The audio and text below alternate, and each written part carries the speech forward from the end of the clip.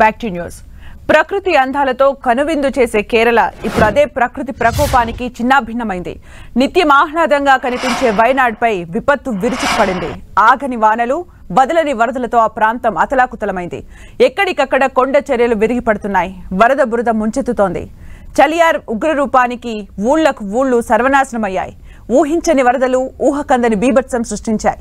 వందలాది కుటుంబాలు చెల్లాచెదురయ్యాయి. ఇప్పటి వరకు 224 మంది ప్రాణాలు కోల్పోయారు. దాదాపు 200 మందికి తీవ్ర గాయాలయ్యాయి. వయనాడ్ జిల్లాలో ఏ ఊరికెళ్లినా బాధితుల ఆర్తనాదాలు మిన్నంటుతున్నాయి. ఎవరిని కదిపినా కన్నీటి కథలే, కష్టాల వ్యథలే. ఇంత విపత్తు, ఇంత బీభత్సం మునుపెన్నడూ చూడలేదంటున్నారు.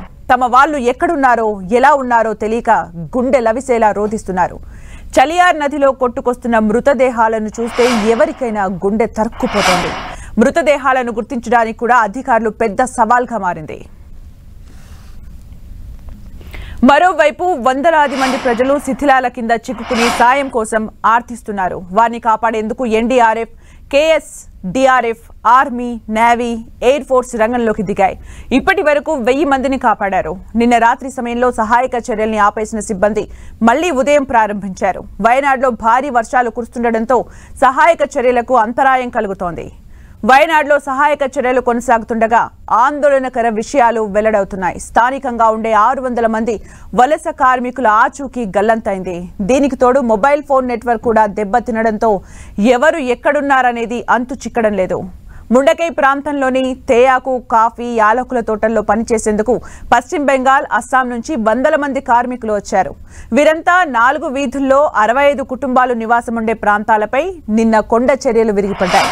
ఆ మొత్తం ఇల్లు ధ్వంసమైనట్లు చెప్తున్నారు. అయితే కొండ చర్యలు విరిగిపడిన అనంతరం వారందరి ఆచూకీ కనిపించకుండా పోయింది. రోడ్లు, వంతెనలు కొట్టుకుపోవడానికి తోడు మొబైల్ నెట్వర్క్ కూడా పనిచేయకపోవడంతో కార్మికులను చేరుకోలేకపోతున్నట్లు అధికారులు తెలిపారు. మరోవైపు వయనాడ్తో పాటు కేరళలోని ఉత్తరాది జిల్లాలకు రెడ్ అలర్ట్ ప్రకటించారు. 2 రోజులు అతి భారీ వర్షాలు కురుస్తాయని వాతావరణ శాఖ తెలిపింది. ప్రజలెవరూ అవసరమైతే తప్ప బయటకు రావద్దని సూచించింది.